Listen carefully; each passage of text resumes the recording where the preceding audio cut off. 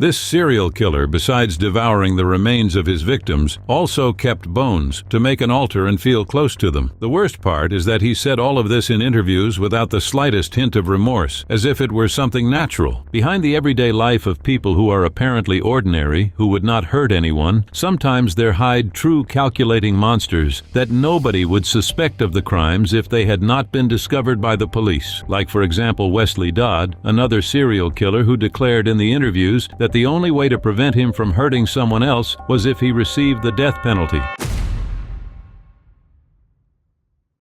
"If I escape, I promise I will do it again, and I will enjoy every minute of it." Those were some of the most disturbing words Westley Allen Dodd uttered, not just as a warning, but as a cold confession of his nature. Few could imagine the mind behind such dark acts and the chill with which he described his own crimes. His final interview, conducted shortly before his execution, revealed a frightening complexity. A man aware of his actions, conscious of his monstrosity, and at the same time fatally resigned to the fate he himself created.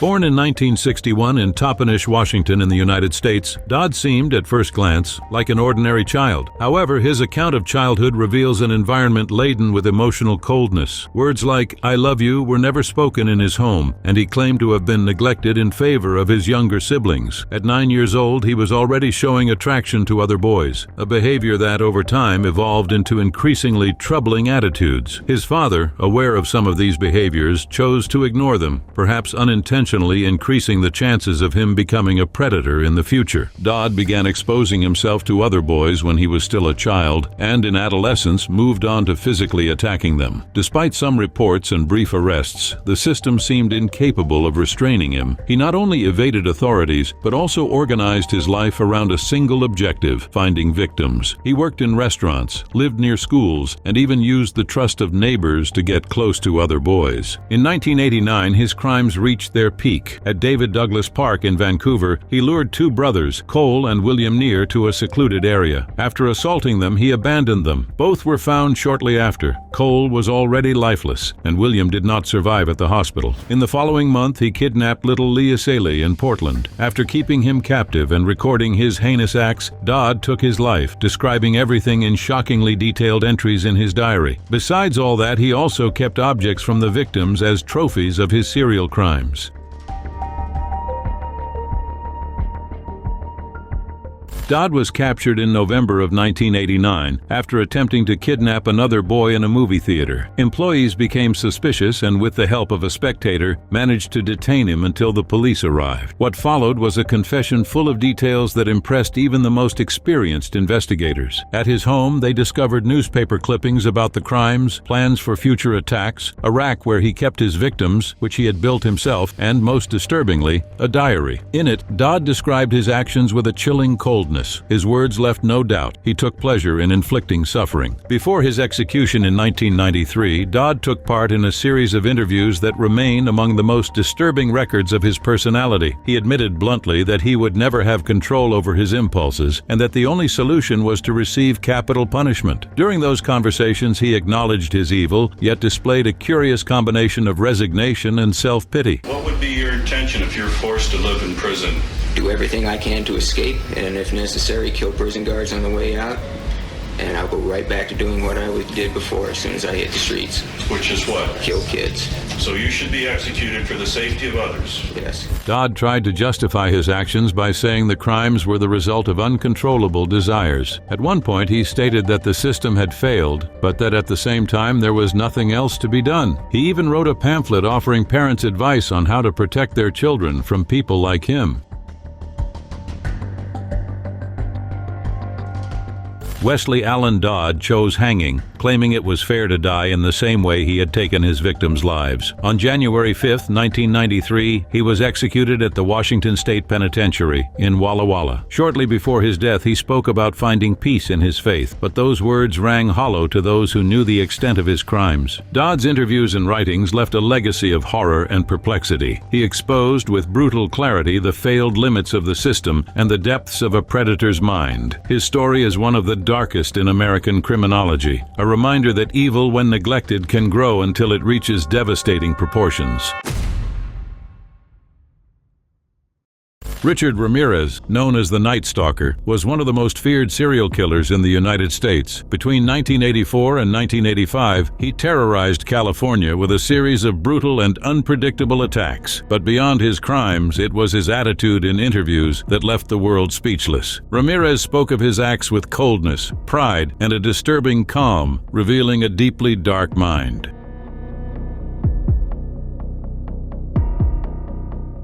Born on February 29, 1960 in El Paso, Texas, Richard Leyva Munoz Ramirez grew up in a difficult environment. His father, a railroad worker, was violent and frequently assaulted his family. From a young age, Ramirez suffered a series of accidents that resulted in brain injuries, something many experts later pointed to as a relevant factor in his lack of empathy. In adolescence, Ramirez's life took an even darker turn. His cousin Miguel Ramirez, a Vietnam War veteran, began to influence him. Miguel told stories about the horrors of war, suffering, and murders, showing disturbing photos of his victims. When Richard was only 15 years old, he witnessed Miguel murder his own wife. Instead of horror, the act sparked a morbid fascination in Richard, shaping his worldview. In 1982, Ramirez moved to California, where he began committing petty thefts to sustain his erratic life. But in 1984, he began a series of crimes that would terrorize the state. In his attacks, he broke into homes at night, assaulted and robbed his victims. Some were spared, others murdered. He used varied weapons, from knives to hammers, and often left satanic symbols at the crime scenes, fueling his image as an agent of evil. His methods were unpredictable, and that confused the authorities. He had no clear pattern of victims. He attacked the young, the elderly, men, women. The only constant was his cruelty and the pleasure he seemed to derive from his actions.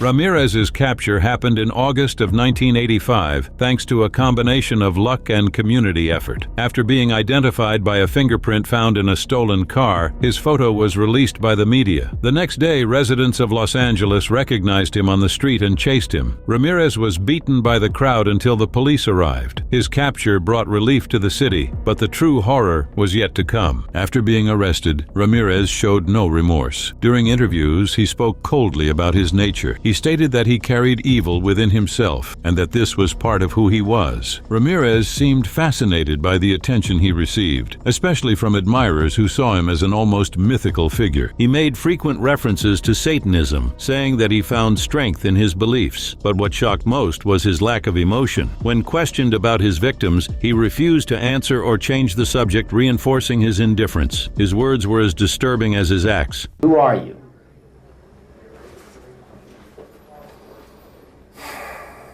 Just a guy. Are you appealing these because you say you're innocent? You didn't kill 13 people? That is correct. You didn't kill 13 people. Again, it would be improper for me to comment in any regard to that question. Killing is killing, whether done for duty, profit, or fun. Are you a worshiper of the devil? No comment.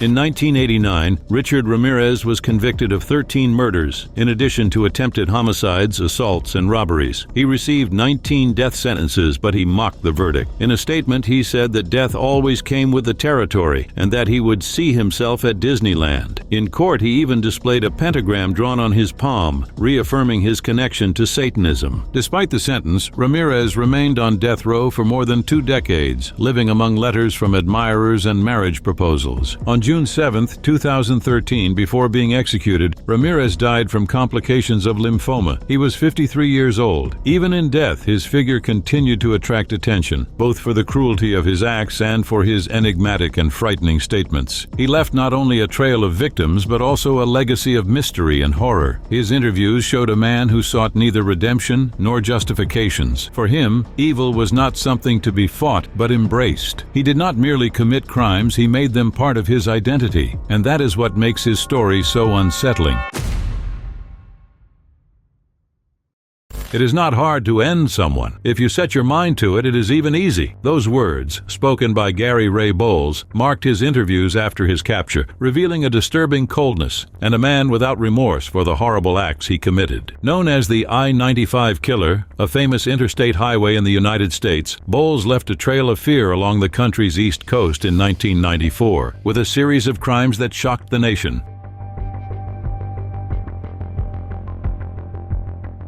Gary Ray Bowles was born on January 25, 1962, in Clifton Forge, Virginia. Before even meeting him, his father died of a lung disease. His mother, Frances, remarried, but the new union brought years of abuse for Bowles and his older brother. His stepfather, a violent alcoholic, frequently assaulted the family. At 13 years old, Bowles fought back, confronting his stepfather in a physical fight that left the boy seriously injured. Despite this, his mother chose to remain in the marriage, leading Bowles to run away from home. Living on the streets, he supported himself with precarious and clandestine jobs. That period marked the beginning of his trajectory of violence, amplified by an arrest in 1982 when he was accused of assaulting his girlfriend. His criminal life continued after his release, with convictions for theft and robbery. In 1994, Bowles began a series of brutal murders that soon placed him on the FBI's top 10 most wanted list. It all began in March of that year when he met John Hardy Roberts, a 59-year-old man, in Daytona Beach, Florida. Roberts offered temporary lodging to Bowles, but ended up being killed in a violent attack. Bowles admitted to having used the victim's credit card to flee, leaving clues that linked him to the crime. In the following months, he continued his path of terror, killing another 5 men in different states, including Georgia, Maryland, and Florida. His modus operandi involved selling clandestine services of an intimate nature to the victims before attacking them. In his own words, the attacks were motivated by a combination of anger and relief. Bowles showed no remorse in his interviews. When asked how he felt after the murders, he declared he felt something close to relief. How did you feel afterwards, leaving his body behind? I don't know. I felt all right, you know. There's not really a way to describe it, you know. It's just, I guess, relief. His justification for the crimes was vague, often attributing his anger to men who, according to him, were responsible for traumatic events in his life, like when a girlfriend of his interrupted her own pregnancy. One of Bowles's most disturbing statements was his description of how easy it was to take a life. He spoke of it with the same naturalness as someone describing manual work. Those words, repeated in interviews, offered a glimpse into his mind, cold, calculating, and without regrets. Bowles was finally captured in November of 1994. In Jacksonville Beach, Florida, after killing Walter Jamel Hinton. During the trial, he confessed to all 6 murders and received the death penalty. His last crime, that of Hinton, involved using an 18-kilogram stone to attack him while he slept, followed by acts of extreme violence. Bowles's case brought discussions about childhood trauma and the making of criminals to the forefront, but he himself rejected any attempt to justify his actions on those grounds. Despite his tragic background, Bowles made it clear that his acts were conscious decisions. On August 22, 2019, Gary Ray Bowles was executed by lethal injection at Florida State Prison. Before his execution, he asked for 3 cheeseburgers, French fries, and bacon as his last meal. His final words were directed to the victims' families, saying that he was sorry for their pain. However, the tone of his interviews over the years left doubts about the sincerity of any remorse. Gary Ray Bowles will be remembered not only for his crimes, but for his disturbing statements that echo a mind marked by violence and coldness. His interviews revealed a man who recognized his own darkness and accepted it as part of who he was. A somber testimony of what happens when trauma and dangerous choices intersect. Jeffrey Lionel Dahmer, also known as the Milwaukee Cannibal, is one of the most shocking names in modern criminal history. His terrifying actions, which culminated in the deaths of 17 men and youths between 1978 and 1991, are not only horrible for the crimes themselves, but for what he revealed in interviews after his capture. Those confessions exposed a mind that seemed calm yet deeply disturbed, leaving both the media and the public perplexed. Jeffrey was born on May 21, 1960 in Milwaukee in the United States, into an apparently ordinary family. His father was a chemist and his mother a homemaker, but inside the home, stability was only a facade. Frequent arguments between his parents and emotional absence left deep marks on young Jeffrey. As a child, he developed a macabre fascination with animal bones, keeping remains he found and exploring carcasses. This was seen as a peculiar curiosity, but it did not raise alarms at the time. Over the years, his shyness turned into isolation. In adolescence, he began to drink excessively and to display increasingly strange behaviors. When his parents divorced, Jeffrey was left alone at home, which marked the beginning of his path to becoming one of the most notorious killers in history.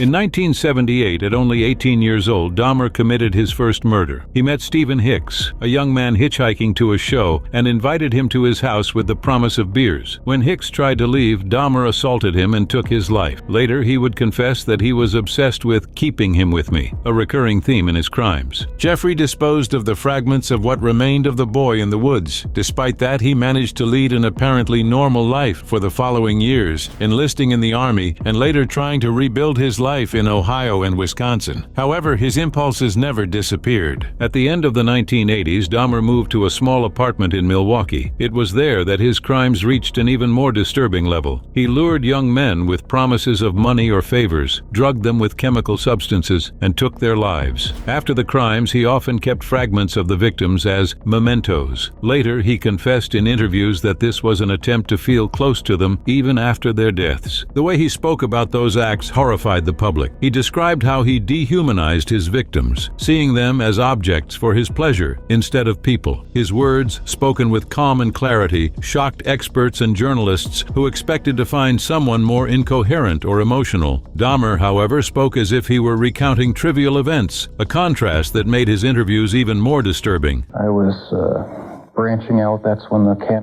started eating of the heart and the arm muscle. It was a way of making me feel that they were a part of me. Then I tried to keep the person alive by inducing a zombie-like state. Not because I was angry with them, not because I hated them, but because I wanted to keep them with me. And as my obsession grew, I was saving body parts such as skulls and skeletons.